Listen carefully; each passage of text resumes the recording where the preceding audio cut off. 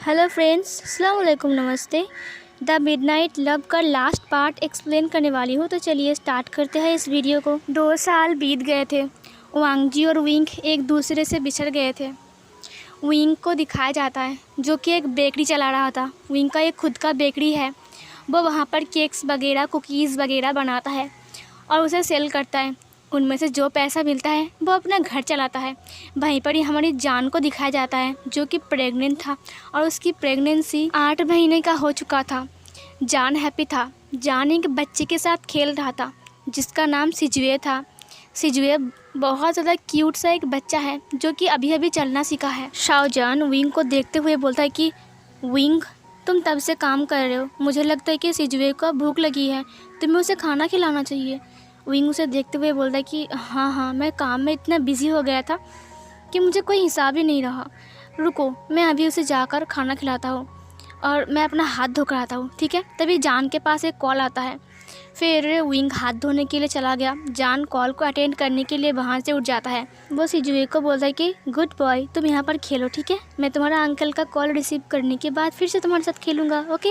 और ये बोलने के बाद जान बैल्कनी के साइड चला गया और इधर सोफे के नीचे बैठकर हमारी सिजुए खेल रहा था।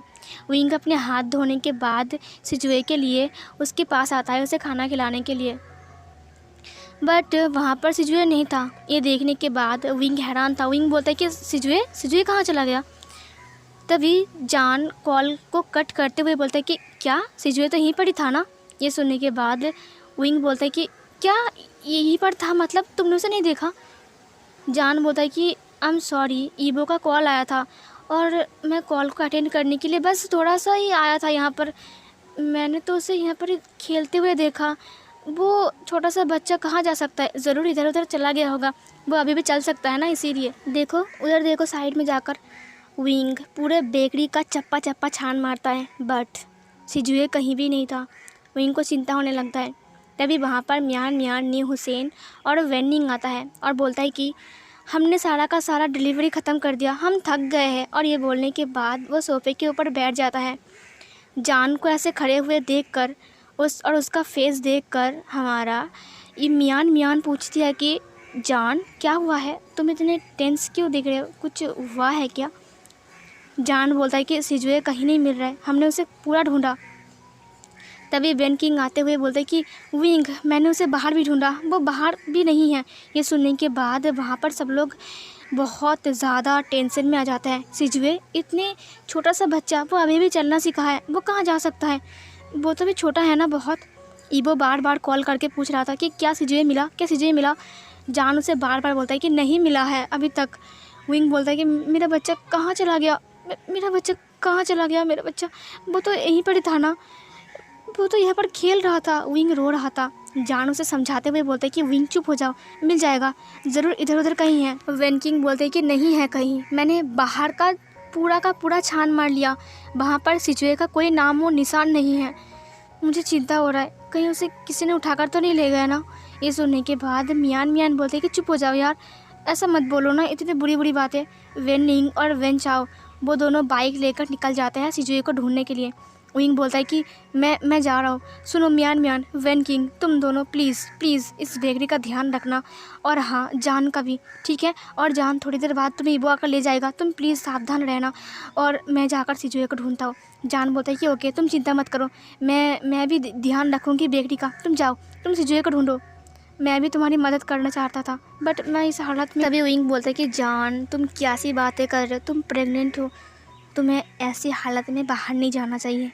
तुम बस यहाँ पर चुपचाप आराम करो और मेरी बेकरी का बस तुम देखभाल करना कि कौन आ रहा है और कौन जा रहा है, तुम्हें और कुछ करने की कोई ज़रूरत नहीं है। और ये बोलने के बाद विंग वहाँ से निकल जाता है।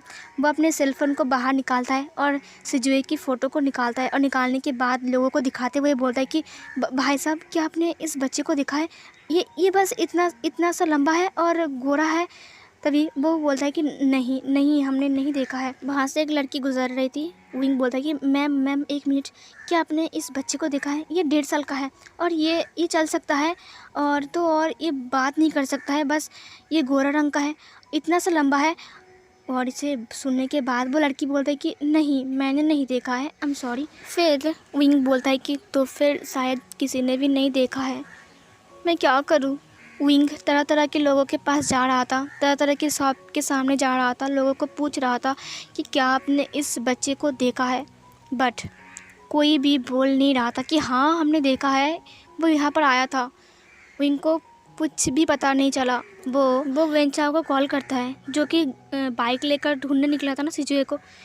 वो सिजुए के बारे में पूछता है, वेंचाओ क्या तुम्हें सिजुए मिला। वेंचाओ बोलता है कि विंग हमें अभी तक पता नहीं चला है, तुम चिंता मत करो, हम उसे ढूंढ लेंगे। विंग बोलता है कि अच्छा ठीक है। तभी वेंचाओ उसे बोलता है कि विंग कमज़ोर मत बनो, मत रो विंग, हमें ढूंढ निकालेंगे ना उसे, हम सब मिलकर ढूंढेंगे, तुम चिंता मत करो। वो कहीं नहीं जाएगा, छोटा सा शहर है ना, वो कहाँ जाएगा। विंग बोलता है कि हाँ ठीक है। वेंचाओ बोलता है कि देखो विंग तुम अभी घर जाओ, ठीक है, तुम घर जाओ, हम तुम्हें कॉल करेंगे, ठीक है, हम पूरा ढूंढ रहे हैं, तुम चिंता मत करो। विंग रोने लगा और वो कॉल कट करता है। विंग आंखें बंद करके रोते हुए वहाँ पर बैठ जाता है और बोलता है कि लंजा तुम भी मुझे छोड़ कर चले गए और तुम्हारी निशानी को भी मैंने खो दिया। ये मेरे साथ क्यों हो रहा है, मैं बस उसके सहारे तो जी रहा था ना। 2 साल से मैं तुम्हारी याद में तड़प रहा था, और जब सिजुए मेरे पास है तब उसे देखकर मुझे थोड़ा राहत मिलता था, लेकिन अब वो कहाँ चला गया। क्या वो भी तुम्हारी तरह मुझे छोड़कर चला जाएगा।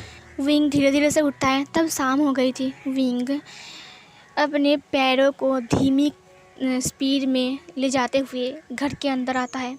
वो घर के दरवाजे को लॉक करता है, लाइट्स को ऑन करता है और सोफे के ऊपर बैठ जाता है और वो रोने लगता है। वो बहुत टाइम तक रो रहा था। फिर वो पानी की गिलास को उठाते हुए बोलता है कि सिजुए तुम कहाँ चले गए बेटे, तुम अपने मॉम के पास लौट आओ, तुम्हारी मॉम तुम्हारे बिना मर जाएगा बेटा। और फिर उसे कुछ आवाज़ सुनाई देता है, किसी बच्चे की आवाज़। ये सुनने के बाद विंग बोलता है कि सिजुए नहीं, ये मेरा वहम होगा। फिर से उसे वही आवाज़ सुनाई देता है। विंग बोलता है कि सिजुए, और फिर वो उठ जाता है और फिर वो अपने रूम की तरफ देखता है। रूम का दरवाज़ा तो लॉक था बाहर से। फिर विंग चाबी से रूम के दरवाजे को ओपन करता है और खोलने के बाद वो अंदर जाता है। वहाँ से बच्चे की खेलने की आवाज़ आ रही थी। विंग लाइट को ऑन करता है और ऑन करने के बाद वो देखता है कि सिजुए उसके सामने ढेर सारे खिलौना लेकर खेल रहा है। विंग हैरान था सिजुए को ऐसे देखकर। कमरा बाहर से बंद था, वो अंदर कैसे आया, और तो और इतने सारे खिलौने उसके पास कहाँ से आए। विंग को कुछ भी समझ में नहीं आ रहा था, लेकिन फिर भी अपने बच्चे को अपने सामने इतने टाइम बाद देखकर विंग को रोना आ जाता है। विंग रोते हुए अपने बच्चे के पास जाता है और पास जाने के बाद वो उसे हग करते हुए रोने लगा। वो रोते हुए बोलता है कि कहाँ चले गए थे तुम, अपने मॉम को छोड़कर कहाँ चले गए थे। सिजुए खेल रहा था, वो एक छोटा सा बच्चा है, वो थोड़ी ना कुछ बोल सकता है, वो बस आवाज़ निकल रहा था अपने मुँह से और खेल रहा था। विंग उसके फेस को पकड़ कर ढेर सारा किस करता है उसके फेस पर। बोलता है कि देखो सिजुए, अब तुम कहीं नहीं जाओगे मुझे छोड़कर, ठीक है, कहीं भी नहीं जाओगे, प्रॉमिस करो। फिर विंग को एहसास होता है कि घर के अंदर उन दोनों के अलावा भी कोई ना कोई है, कोई तो है जो इस घर के अंदर सांस ले रहा है। विंग बोलता है कि कौन है, कौन है यहाँ पर, सामने आओ। और फिर वो वांग जी की फॉरेड रिबन को बाहर निकालता है और बोलता है कि कौन है यहाँ पर, बाहर आओ, देखो तुम जो भी हो अभी का अभी मेरे सामने आओ। तभी विंग के सामने कुछ ऐसा चीज़ हुआ जिसने विंग की कभी भी नहीं सोचा था, ना ही कभी सपने में देखा था कि कुछ ऐसा होने वाला है। विंग के सामने एक वाइट कलर का रूप्स पहनकर एक जवान अल्फ़ा खड़ा था। वो और कोई नहीं, हमारा लानवांग जी था, जिसकी फॉरेड पर फॉरेड रिबन था और उसकी स्माइल भी बहुत क्यूट था। उसकी होठों की स्माइल को देखकर विंग की आंखों में आंसू आ जाते हैं। वो उस फॉरेड रिबन को अपने हाथों से छोड़ देता है जो उसके हाथों में था। विंग अपने लार को निकालता है और वो वांग जी की तरफ देखा। वांग जी मुस्कुरा रहा था। उसे देखकर विंग रोने लगा। विंग बहुत ज़ोर से रोने लगता है। वांग जी अपने दोनों हाथों को फैलाकर, अपनी बाहों को फैलाकर वांग जी विंग को अपने करीब बुलाता है। विंग और भी कुछ भी नहीं समझ पा रहा था। उसे लगा कि वो उसका वहम है। फिर विंग दौड़कर वांग जी के पास जाता है और उसे कस के हग कर लेता है, बिल्कुल कस के। विंग रो रहा था और वांग जी के सीने के ऊपर अपने नोज़ को रब कर रहा था। वांग जी के सीने के ऊपर अपना हेड रख कर विंग बहुत ज़ोर ज़ोर से रो रहा था। उसे ऐसे रोते हुए देखकर वांग जी उसे बोलता है कि विंग शांत हो जाओ। विंग बोलता है कि क्यों मैं तुम्हें इतना सोचता हूँ, क्यों मैं तुम्हें अपने सामने देखता हूँ, तुम्हें छू सकता हूँ, लेकिन अफसोस तुम मेरे सामने नहीं हो। ये सुनने के बाद वांग जी बोलते कि नहीं विंग, मैं तुम्हारे सामने हूँ, तुम देख सकते हो, मैं तुम्हारा लंजा हूँ, मैं तुम्हारे पास हूँ विंग, मुझे देखो। विंग अपने फेस को ऊपर की तरफ उठाता है। वो लानवांग जी को अच्छे से देखने लगा। हाँ, वो लानवांग जी को छू सकता है। लानवांग जी पहले की तरह गायब नहीं हो रहे, उसके सामने ही खड़ा है। वो उसके फेस को पकड़ते हुए बोलता है कि क्या तुम सच में आए हो? वांग जी अपने सिर को हाँ में हिलाते हुए बोलता है कि हाँ, मैं सच में आया हूँ, देखो मुझे छूकर देखो, मैं लानवांग जी हूँ, तुम्हारा लंजा, सिजुए का पापा। ये सुनने के बाद विंग बोलता है कि तुम तुम तुम सच में आए हो? ये सुनने के बाद वांग जी बोलता है कि हाँ विंग, सच में आया हूँ। विंग अपने आप को थप्पड़ मारता है। ये देखने के बाद वांग जी बोलते हैं कि क्या तुम पागल हो गए हो? क्या कर रहे हो तुम? ये सुनने के बाद विंग बोलता है कि मुझे दर्द हुआ, इसका मतलब ये सपना नहीं है, तुम सच में लौट आए हो। वांग जी अपने सिर को हाँ में हिलाते हुए बोलता है कि हाँ विंग, मैं तुम्हारे पास लौट आया हूँ, देखो मुझे, मैं लानवांग जी हूँ। फिर विंग वहीं पर ही बेहोश हो जाता है। फिर सीन चेंज होता है। विंग अब धीरे धीरे अपनी आंखें खोलता है। वो देखता है कि उसके सामने उसके सारे के सारे दोस्त लोग हैं बैठकर, सब लोग विंग को देख रहे थे। विंग बोलता है कि तुम्हें पता है, मैंने एक सपना देखा जिसमें मैंने देखा कि लंजा आया है और सिजुए भी मिल गया है। ये सुनने के बाद सब लोग स्माइल करता है। विंग बोलता है कि तुम लोग हंस क्यों रहे हो? क्या तुम्हें मजाक लग रहा है? मैं सच कह रहा हूँ, मैंने सपना देखा, सिजुए मिल गया है और तो और लानवांग जी भी वापस आ चुका है, मैंने ये सपने में देखा। ये सुनने के बाद वो लोग हंसते हुए बोलते हैं कि अच्छा, सच में? कहीं लानवांग जी कुछ तरह ऐसा तो नहीं दिखता है ना? और फिर तभी लानवांग जी को दिखाया जाता है। लानवांग जी सिजुए को अपनी गोद में उठाकर वहाँ उसके सामने खड़ा था। विंग उसे देख कर हैरान हो जाता है। विंग बोलता है कि क्या तुम सच में आए हो? ये सुनने के बाद ईबो और जान बोलता है कि हाँ विंग, ये लानवांग जी हैं, ड्रैगन गॉड लानवांग जी, इसने हमें बता दिया है कि ये कैसे आया है, अब तुम इसके मुंह से खुद ही सुन लो। और ये बोलने के बाद वांग गीबो सिजुए को अपनी गोद में लेता है, जो कि सो चुका था। वांग गीबो बोलता है कि आज रात सिजुए हमारे साथ सोएगा, क्या कहते हो जान? जान बोलता है कि हाँ बिल्कुल। और ये बोलने के बाद वो विंग को गुड नाइट बोलता है और गुड नाइट बोलने के बाद सिजुए को लेकर चान और ईबो वहाँ से चले गए।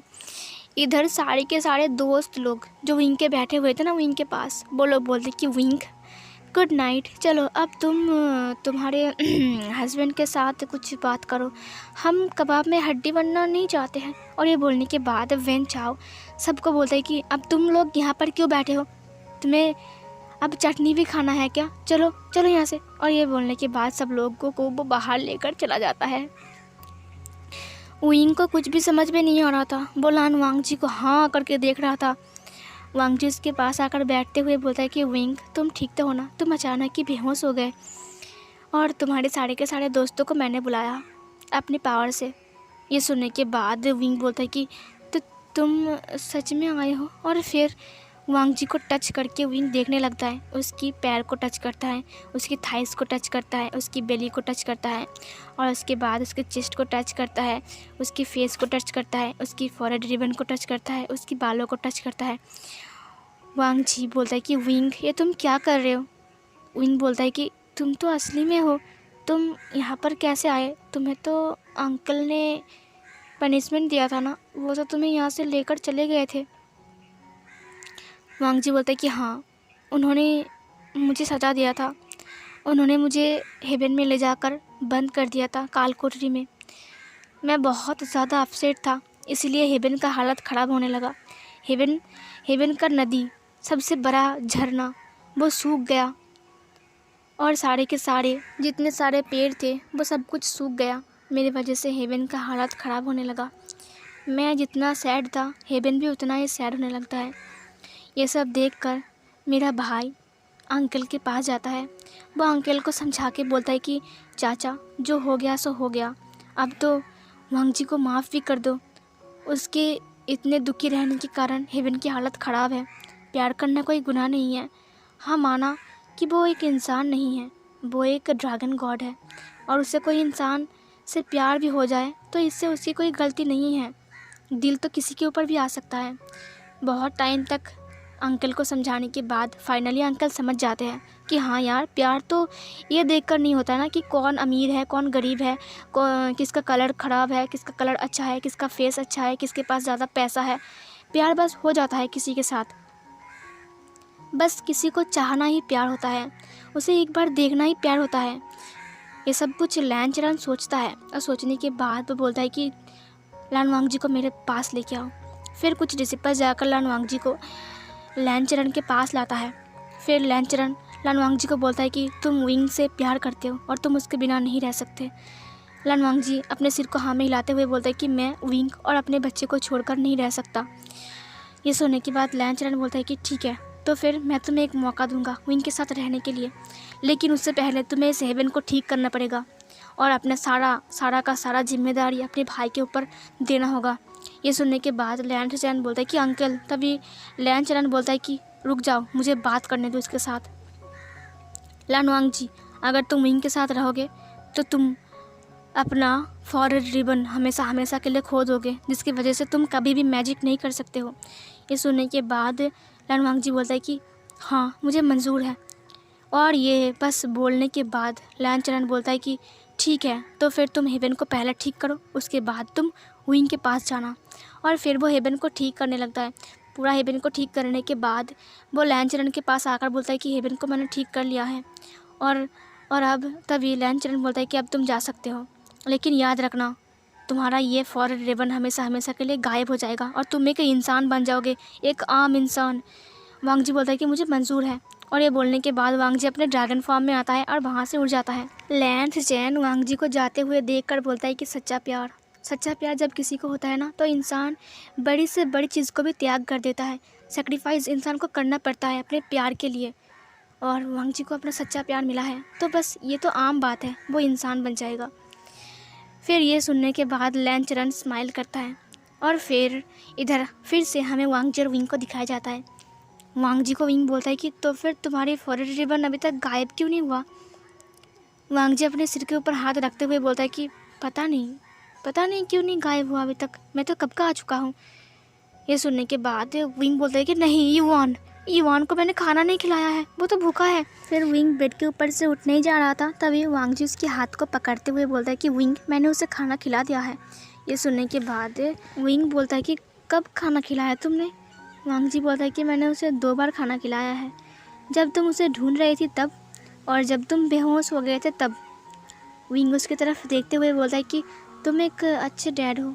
और फिर वांग जी विंग को हग करते हुए बोलता है कि तो फिर मुझे पानी पूरी मिल सकता है।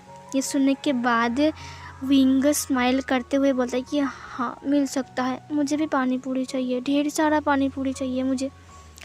वांग जी बोलता है कि 2 साल से पानी पूरी नहीं खाया, आज तो शायद तुम्हारा लिप्स पूरा डिस्ट्रॉय होने वाला है। ये सुनने के बाद विंग स्माइल करते हुए बोलता है कि और तुम्हारे लिप्स को क्या मैं छोड़ दूंगा। ये सुनने के बाद वांग जी विंग की तरफ देखते हुए बोलता है कि तो फिर स्टार्ट कर दो। विंग अपने सिर को हाँ में हिलाता है। वांग जी अपने फॉरहेड रिबन को खोल कर टेबल के ऊपर रख देता है और फिर वो विंग को लेकर बेड के ऊपर लेट जाता है, और लेटने के बाद वो विंग की लिप्स को कैप्चर करता है। वो दोनों एक दूसरे को हंगड़ीली किस कर रहे थे, और क्यों ना करे, वो लोग 2 साल से एक दूसरे से अलग है और अब इतने करीब आया है तो थोड़ा सा प्यार तो एक दूसरे को दिखाना ही पड़ेगा ना। विंग वांग जी एक दूसरे को बहुत ही पैशनेटली किस कर रहे थे। बहुत ही क्यूट सा एक मोमेंट था उन दोनों के बीच। वांग जी अपने रोप्स को खोलने लगता है। वांग जी अपने पूरा रोप्स को खोल देता है और उसके बाद विंग की शर्ट को भी उतार देता है, और उसके बाद उसकी स्किन को टच करते हुए बोलता है कि विंग, मैंने तुम्हें बहुत मिस किया विंग, मुझे आज तुम नहीं रोक सकते। विंग वांग जी को बोलते कि हस्बैंड, मैंने भी तुम्हें बहुत मिस किया है, अपने वाइफ को प्यार करो प्लीज़। ये सुनने के बाद हमारा लनवांग जी विंग के निप्पल्स के ऊपर अटैक करता है और उसके बाद उसके निप्पल्स को सक करने लगा, लिक करने लगा, बाइट करने लगा।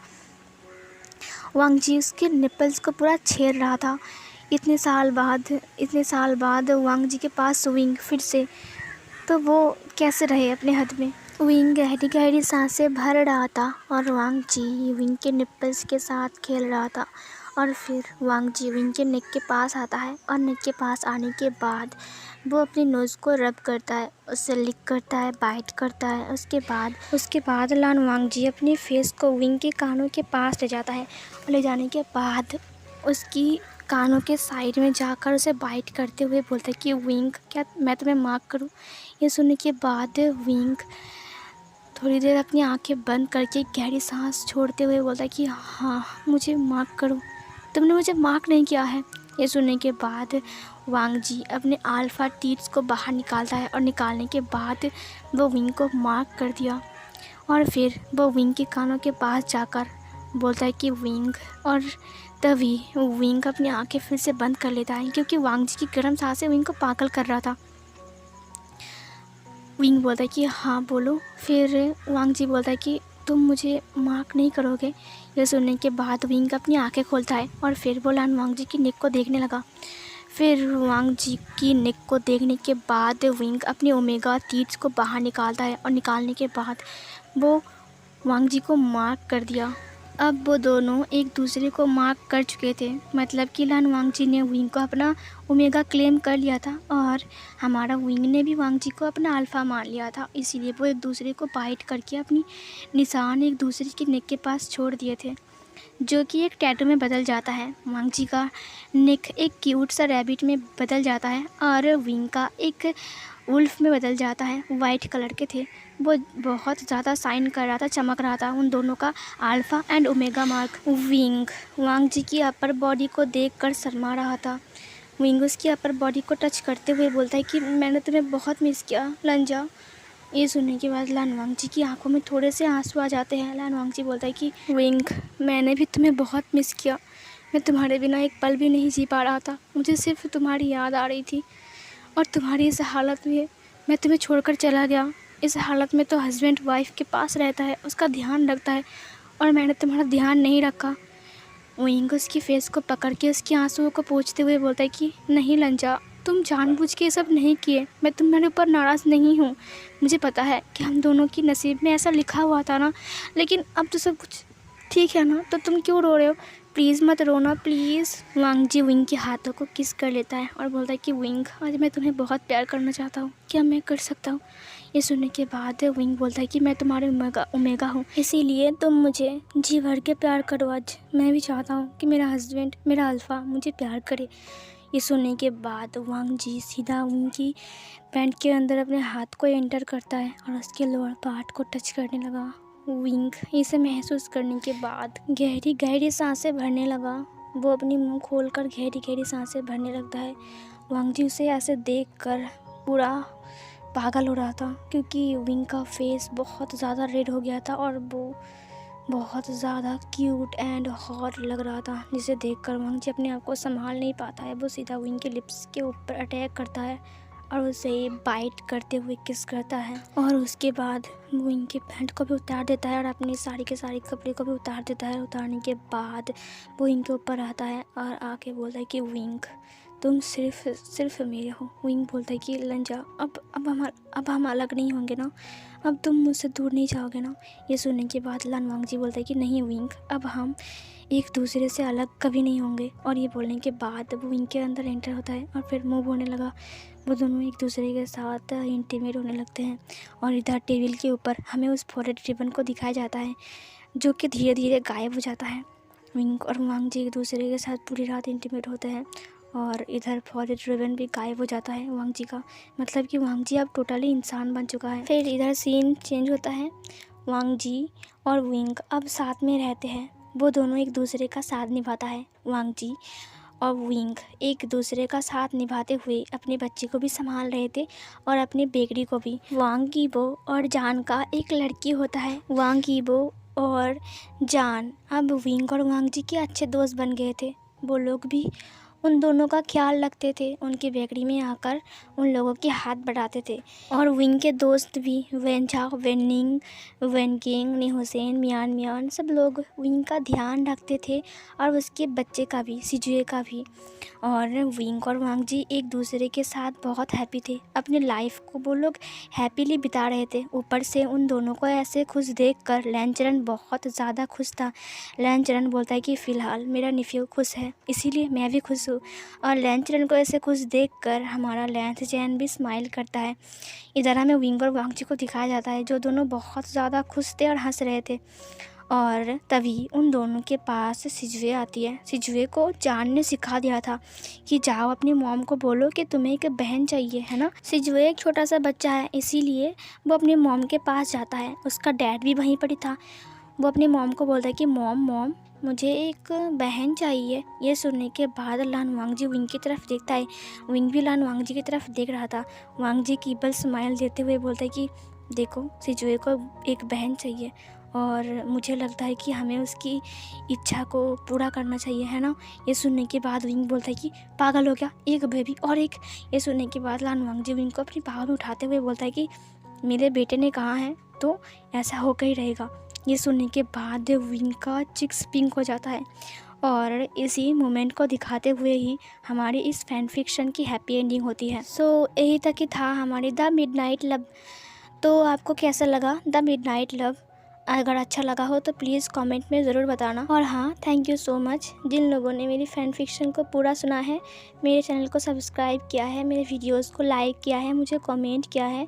And thank you so much YouTube को जिन्होंने मेरी फ़ैन फिक्शन आप तक पहुंचाई है।